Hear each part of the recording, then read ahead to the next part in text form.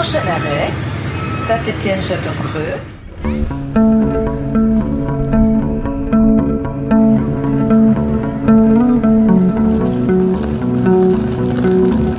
Saint-Étienne est le berceau du chemin de fer en France et plus largement en Europe continentale. Son étoile ferroviaire est par conséquent la plus ancienne de l'Hexagone, mais fait sans doute plus méconnue encore, c'est l'une des plus grandes villes d'altitude du continent européen. 4 de ces 5 gares sont établies au-delà de 500 mètres au-dessus du niveau de la mer. La ville est desservie par des TGV en provenance de Paris, mais surtout des TER établissant des relations avec Lyon, Le Puy, Roanne, Firminy et même Bois-sur-Lignon, mais il s'agit là d'une relation tronquée qui aboutissait originellement à Clermont-Ferrand. Dans les rues très étroites de la ville, 3 lignes de tramway permettent de prolonger un parcours sur les rails, commencé sur ceux de la SNCF. La STAS, société de transport de l'agglomération stéphanoise, exploite en effet un réseau de tramway à voie métrique, le seul en France à avoir roulé sans discontinuer depuis sa création en décembre 1881, soit il y a un peu plus de 140 ans. Il est en correspondance avec plusieurs des gares de Saint-Étienne. Ce reportage est le premier d'une série qui sera consacrée au rail dans la région stéphanoise dans le cadre des préparatifs liés à la célébration du bicentenaire de l'arrivée du chemin de fer en France, avec l'inauguration de la première ligne sur le continent européen en juin 1828. Je vous propose une balade sur les rails de la ville pour en découvrir les 5 gares et les 3 lignes de tramway. Vous me suivez ? Alors bonjour et bienvenue dans les villages.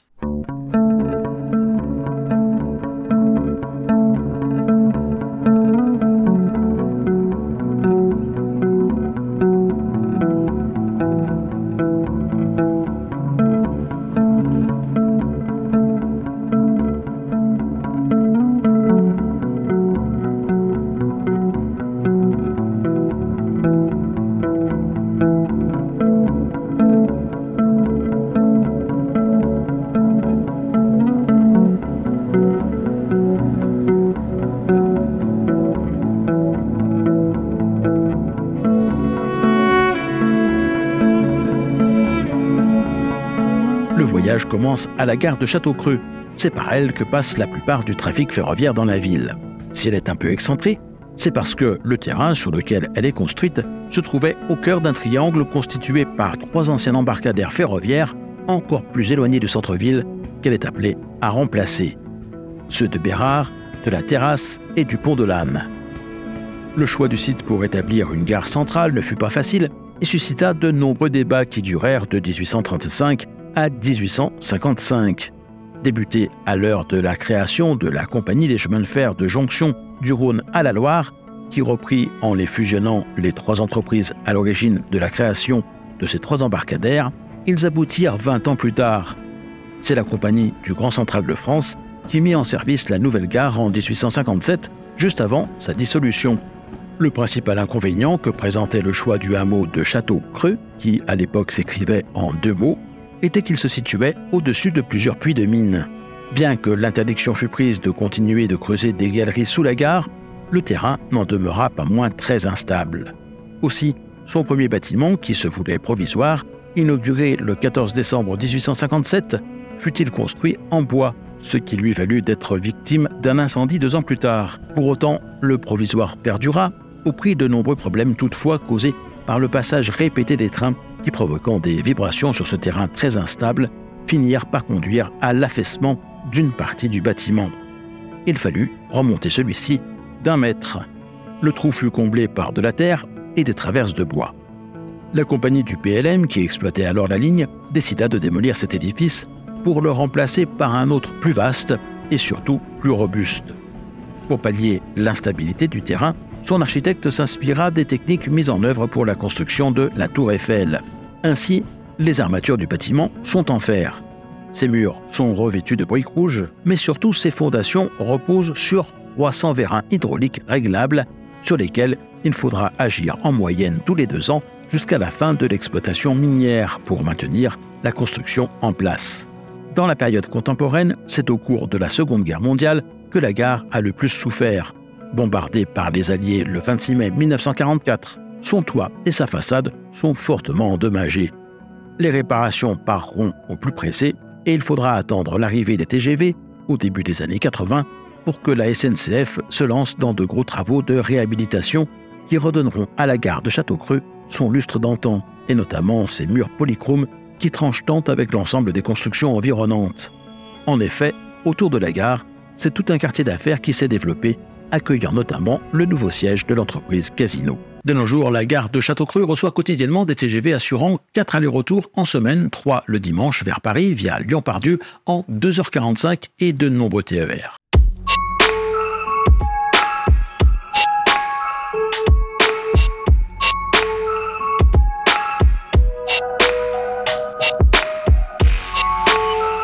Saint-Étienne-Château-Creux est une gare de bifurcation qui se trouve sur les lignes Moret-Veneux-les-Sablons à Lyon-Perrache et Saint-Georges-d'Aurac à Saint-Étienne. Les dessertes TER se font vers Lyon-Perrache ou Lyon-Pardieu, Le Puy, Roanne et Clermont-Ferrand. Sur une section de cette dernière, faute de travaux d'entretien suffisants, ce sont des bus qui depuis 2016 prennent le relais entre Bois-sur-Lignon et Thiers, cette partie de la ligne ayant été fermée à toute circulation. C'est la région Auvergne-Rhône-Alpes qui est l'autorité organisatrice des transports sur ce territoire. À ce titre, elle a passé commande depuis 2014 de nouveaux matériels électriques à forte capacité, notamment une quarantaine de rames dites Régio 2N immatriculées par la SNCF dans la série des Z 55500, qui sont venues remplacer les vieillissantes Z2 ou moins capacitaires sur les relations Saint-Étienne-Lyon et Firminy-Saint-Étienne-Lyon. 19 autres de ces rames sont attendues à partir de cette année. Sur les autres lignes de l'Étoile, ce sont des automoteurs thermiques qui assurent les services, ces relations n'étant pas électrifiées. Beaucoup de trains sont originaires ou à destination de Saint-Étienne. De ce fait, ils sont nombreux à se retrouver à stationner plusieurs heures en journée, entre les périodes de pointe ou la nuit, sur le plateau ferroviaire situé face à la gare de Château-Creux. Si la logistique courante est assurée dans cette gare, préparation de la composition des trains au départ, plein de gasoil, remplissage des sablières, vidange des toilettes, plein en eau et nettoyage intérieur, une fois par semaine en moyenne, chacune de ces rames doit passer en atelier. Elles sont pour cela, pour l'heure, acheminées à Lyon. Pour limiter ces déplacements qui ne sont pas sans conséquences sur la fluidité des circulations sur l'étoile ferroviaire lyonnaise et l'engorgement des centres de maintenance de l'agglomération, mais aussi pour optimiser la durée d'immobilisation de ces trains en la réduisant au strict minimum, SNCF Voyageurs a lancé le projet de construction d'un centre de maintenance TER sur le site de la gare de Château-Creux. Il sera constitué d'un bâtiment principal de 137 mètres de long par 42 de large, à même d'abriter 5 voies et de locaux annexes. À l'extérieur, 7 voies seront aménagées, 5 donneront accès aux ateliers, les 2 autres seront réservés au mouvement des rames et seront équipés de postes de vidange des toilettes et de distributeurs de sable. La capacité d'accueil de ce site sera de 20 rames électriques et 12 thermiques. Ce projet, qui a pris pas mal de retard, aurait dû être inauguré cette année pour coïncider avec l'arrivée des premières rames Régio 2N de la nouvelle série commandée par la région, mais ce nouveau bâtiment ne devrait finalement être livré qu'en 2026. Après l'avoir longtemps ignoré, sa ligne principale traversant le centre-ville de part en part selon un axe nord-sud, depuis 2006, le tramway dessert désormais la gare de Château-Creux.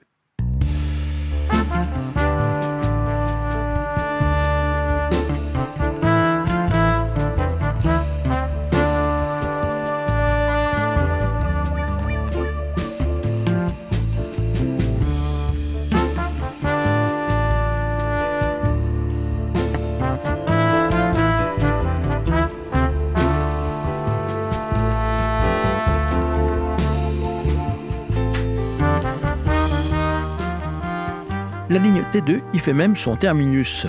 Elle permet de rejoindre la Cité du Design après avoir traversé une bonne partie du centre-ville. La ligne T3 ne fait qu'y passer. Elle relie quant à elle 2 autres gares de la ville, celles de Bellevue et de la Terrasse. En heure de pointe, elle doublonne avec la ligne T1 et prolonge son parcours jusqu'à l'Hôpital Nord. La gare de la Terrasse a été établie en 1888 au nord de la ville de Saint-Étienne sur la section de voies conduisant soit à Roanne par Boutéon, soit à Clermont-Ferrand par Andrézieux. C'est une gare très simple comprenant un bâtiment voyageur, 2 voies et 2 quais. Elle a été construite en 1888. Nous sommes là tout proche des vestiges de la première ligne de chemin de fer établie sur le continent européen, puisqu'à moins d'1 kilomètre se trouvent d'une part les vestiges d'un ancien pont de pierre qu'elle empruntait, et d'autre part, sur l'une des façades du bâtiment occupé actuellement par une banque, une plaque rappelant qu'une autre gare, appelée Station des Mototières, se trouvait ici. Construite en 1827, elle abritait les bureaux de la compagnie qui l'exploitait, ainsi qu'un bâtiment pour les voyageurs et des écuries pour accueillir 6 chevaux. Cette gare était équipée de telle sorte qu'elle rendait possible un trajet Saint-Étienne-Montbrison sans rupture de charge. Les caisses des diligences qui partaient du centre-ville y étaient grutées pour être désolidarisées de leurs roues et se voir dotées de nouvelles adaptées à une circulation sur les rails. L'opération inverse était assurée à Andrézieux sans que les voyageurs n'aient à descendre de voiture. Si vous vous intéressez à l'histoire de cette première ligne, je ne peux que vous encourager à vous procurer le film produit par les amis du Vieux Boutéon qui en raconte l'histoire, images de synthèse à l'appui. Vous en trouverez un court extrait sur leur site boutéon.com, la version complète étant disponible sur une clé USB que les membres de l'association pourront vous envoyer contre la somme de 10 €. Je vous mets tous les détails en description. Non loin de la gare de la Terrasse se trouve le nouveau dépôt de la Stas où sont stationnés les tramways et les bus, mais aussi le siège de l'entreprise et un petit musée des transports urbains qui n'est pas sans intérêt.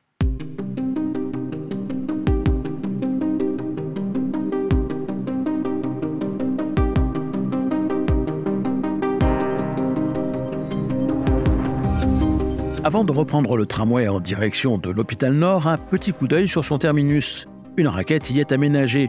Elle recouvre l'autoroute A72 qui passe juste en dessous.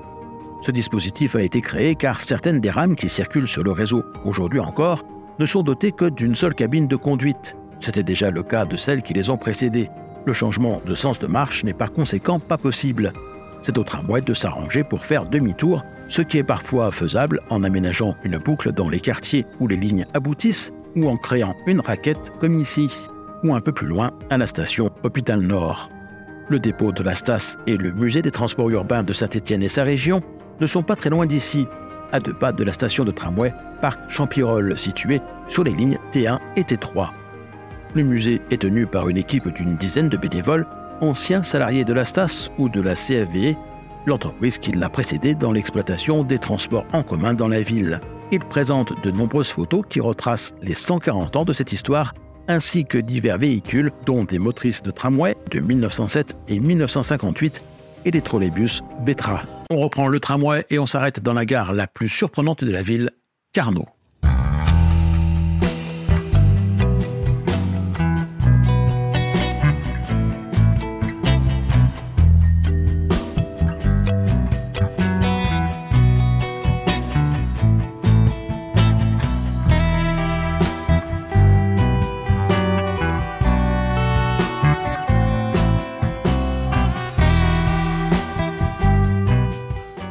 C'est aussi la plus récente puisqu'elle a été ouverte en 1980, 4 ans après la mise en service de Stélirail, l'une des premières dessertes cadencées hors Île-de-France créée par la SNCF avec le soutien des 2 départements concernés, le Rhône et la Loire, puisqu'il s'agissait de relier Saint-Étienne et Lyon 14 fois par jour dans chaque sens. Ce service était assuré par 3 rames inox neuves des Rio. Cette nouvelle gare fut créée pour désengorger celle de Château-Creux et construite sur un viaduc dominant les rues du centre-ville. Son intérêt est de permettre une arrivée ou un départ au cœur de la ville. Pour permettre la réception des rames réversibles Rio, l'une des 2 voies, la A, fut électrifiée et banalisée. Après la modernisation de la gare intervenue entre 2000 et 2006, les 2 voies seront équipées de caténaires à la faveur de l'électrification de la ligne Saint-Étienne-Firminy, ainsi que de l'IPCS, c'est-à-dire de la faculté de pouvoir rouler dans n'importe quelle direction sur l'une ou l'autre des voies. La gare Carnot est aujourd'hui desservie par des TER Aura, effectuant des missions Firminy-Saint-Étienne ou Lyon-Le Puy-en-Velay. Un peu plus loin sur la même ligne se trouve la gare du Clapier.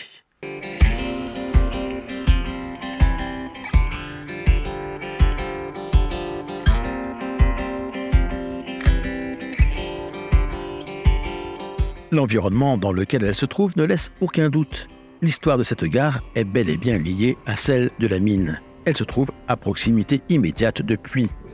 Dès 1846, il existait sur place un embranchement privé qui fut construit par la Compagnie des mines de Saint-Étienne pour desservir des fours à coke, et ce sont plus de 100 000 tonnes de houille qui y étaient transportées annuellement. Une première gare fut construite sur place en 1857. En bois, comme la première gare de Château-Creux, elle fut reconstruite en béton armé en 1926. Comme la nouvelle gare de Château-Creux, elle fut édifiée sur un ensemble de vérins hydrauliques pour lui permettre de faire face au même problème d'instabilité du terrain.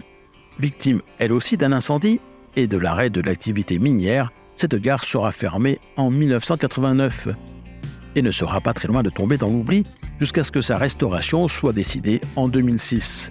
Elle sera alors transformée en simple halte, le bâtiment de l'ancienne gare étant reconverti en un centre d'art et un restaurant. Elle connaît maintenant les mêmes dessertes que la gare Carnot ou que celle de Bellevue située un peu plus loin, toujours sur la même ligne. Cette dernière gare est celle qui est située à l'altitude la plus élevée des 5 que compte Saint-Étienne.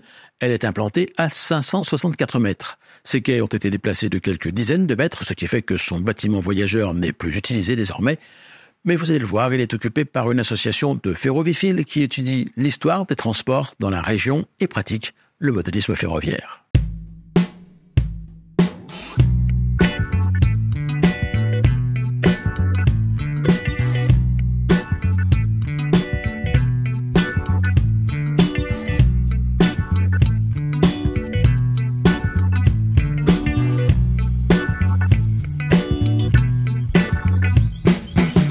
Cette association, ce sont les ARF, les Amis du Rail du Forêt. Et j'en ai rencontré le président actuel, Christophe Daly, qui m'a accueilli sur le parvis de la gare.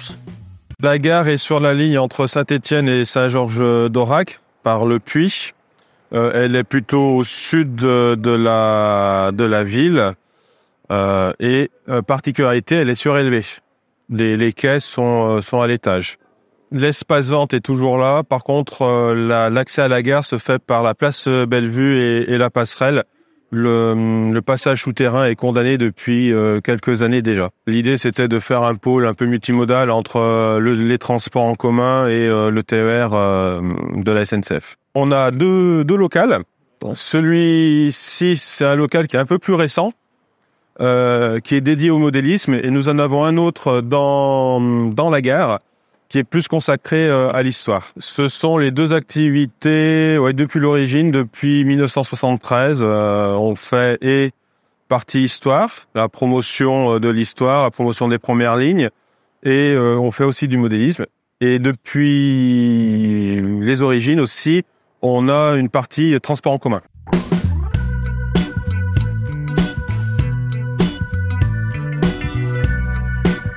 Les ARF font partie d'un ensemble d'associations stéphanoises qui ont décidé de s'impliquer dans la commémoration du bicentenaire de la première ligne de chemin de fer sur le continent européen. Une période dans laquelle nous sommes entrés de plein pied puisque la signature de la concession autorisant son établissement a été signée le 28 février 1823. Donc, comme vous avez dit, le bicentenaire a commencé, 1823-2023. Donc, du côté du siège du Crédit Agricole, nous avons apposé une nouvelle plaque, puisque le bâtiment était en rénovation, et donc la plaque d'origine n'était plus au goût des architectes. Donc, du coup, le Crédit Agricole, me semble-t-il, a financé la plaque. Donc, on a fait symboliquement l'inauguration. Nous avons publié un premier numéro des cahiers, et on en a encore 2 autres qui vont venir. Ensuite, on a reproduit un rail de 1827 qui permet de voir un peu comment le rail était fait et comment le système d'attache était proposé. À côté, on a retrouvé une éclisse, une attache qui a été retrouvée par un agriculteur à Neuilly. Donc, on essaye de promouvoir à l'échelle du département et à l'échelle de la ville cette histoire. Et puis lors de manifestations, lors de rencontres, on s'est aperçu que beaucoup d'associations stéphanoises travaillaient sur le bicentenaire. Donc du coup, lors de ces contacts, on a décidé de fonder une association qui doit regrouper toutes les personnes intéressées, toutes les associations intéressées par le bicentenaire. L'année 2023 a été consacrée à la rédaction des statuts. Ces statuts ont été déposés et depuis le mois de décembre 2023, l'association a été publiée au journal officiel. Donc le nom de l'association est l'Eclis. L'année 2024 va être consacrée à l'élaboration des projets, voir comment on peut, qu'est-ce qu'on peut mettre en place, contacter d'autres associations sur la commune de Saint-Étienne, mais aussi sur le territoire de métropole, et proposer ensuite aux politiques les différentes actions, qu'est-ce qu'ils peuvent mettre en œuvre. Sachant que 2026 est une année électorale, donc il faudrait que tous les projets soient bouclés avant 2026 pour qu'on soit sûr qu'en 2027, il y a quelque chose.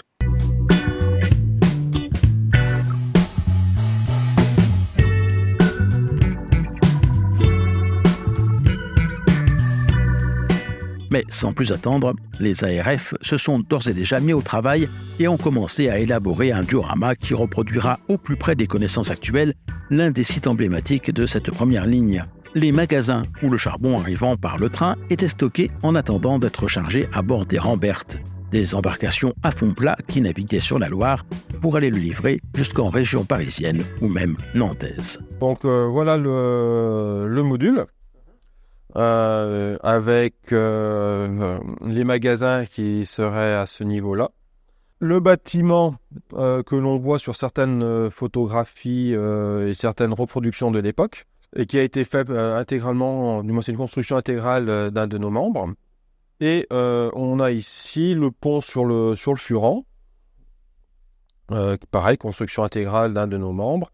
Et l'idée, c'est la voie qui va arriver ici, les Ramberts qui seront ici, et la Loire qui est ici. Et là, les magasins qui permettent de décharger le charbon.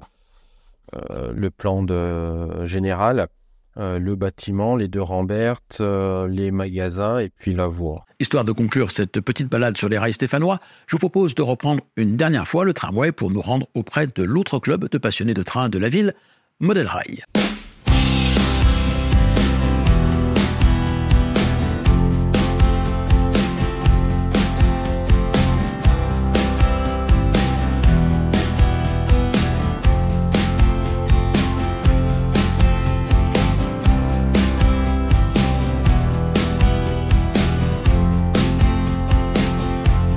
Un trajet qui, depuis la gare de Bellevue, ne demande que quelques minutes.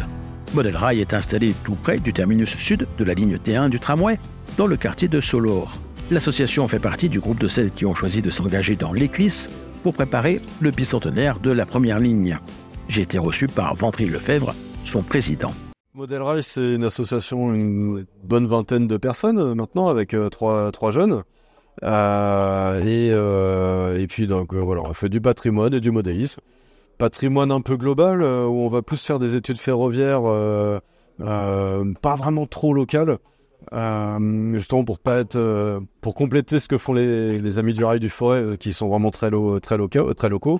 Nous, voilà, on va plus faire des études un petit peu de ce qui se passe dans le train, dans le monde, ou même des études comme le train sanitaire, par exemple. Et puis voilà, donc une grosse part de modélisme, toujours, donc avec notre circuit qui a bien avancé depuis la dernière fois que tu étais venu, il y a 5-6 ans. Et puis Bourg de Péage qui est là. Alors, au niveau des activités du club, donc c'est surtout du modélisme. Et puis pour la partie patrimoine, donc tous les 2 mois, on se réunit le vendredi soir. Et Jean-Luc, entre autres, nous fait une petite conférence sur différents thèmes. Donc ça peut être soit, comme là on a eu les trains sanitaires, la dernière fois il nous a fait les trains postaux. La prochaine fois, je sais plus, on n'a pas encore arrêté vraiment le thème. Mais voilà, l'idée c'est de faire une petite réunion d'1 heure comme ça autour d'un thème, c'est imagé avec l'écran, et puis après on fait un petit apéritif convivial. Joindre l'utile à l'agréable, c'est ça. Mais c'est intéressant parce que ça permet de partager aussi ces connaissances-là. On fait du modélisme, c'est sûr, mais le patrimoine, c'est important, c'est quand même dans les gènes du club, puisqu'à l'origine, on parlait de la 2D2, l'origine c'est surtout de la sauvegarde de matériel ferroviaire. Donc du coup ça permet de faire évoluer le patrimoine historique d'une autre façon, mais toujours en gardant à l'esprit de ce partage de connaissances. Et alors, à l'origine, il faut le rappeler, Model Rail c'était une association qui a préservé du matériel, donc la 2D2 dont tu as parlé, qui n'a pas pu être conservée, malheureusement c'est pour ça qu'il vous reste que le pupitre. Oui voilà, on avait la 231 K82 qui est maintenant à Limoges depuis 2011. Plus d'autres matériels, il y avait l'autorail Picasso du chemin de fer des Hauts-Forêts qui roule encore, et puis de divers autres matériels. Mais oui, tout ça c'était à Andrézieux, rapatrié à la rotonde de Château-Creux, et donc maintenant un petit peu éparpillé, mais voilà. Donc il nous reste de cette époque-là, il nous reste les lanternes principalement, le pupitre évidemment, auquel on va faire un petit habillage avec les moustaches, la plaque, tout ça, quoi. En termes d'actualité, quels sont les projets dans les mois à venir? Est-ce que c'est comme ça sur l'année? Là, pour l'instant, on s'est calé avec une exposition au mois de janvier qu'on a fait il n'y a pas longtemps, là, qui a réuni quand même un bon nombre de visiteurs. On était assez contents mais on l'avait thématisé. Donc l'année prochaine, on va repartir sur la même chose. Pareil, sûrement encore au mois de janvier pour la même date. Sûrement sur la grande vitesse ferroviaire d'ailleurs, un peu de partout dans le monde. Donc là, on va peut-être faire venir diverses personnes assez importantes dans le milieu, donc ça va être sympa. Mais après, voilà, peut-être une expo entre deux de modélisme, un peu de tout, mais ça, c'est pas sûr. Et puis, sinon, on va se concentrer surtout sur nos maquettes à finir, parce que là, il y a quand même besoin de mettre un bon coup de pied. On sera annonné au mois d'avril, puis après, on va passer au mois de décembre, moi, je pense. Donc voilà, c'est assez calme cette année, oui.